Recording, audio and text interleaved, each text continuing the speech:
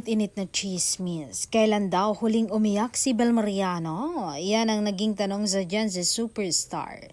Sagot ng aktres, Last akong umiyak ay nung shooting namin ng Meet, Great and Buy. Yan ang huli kong iyak.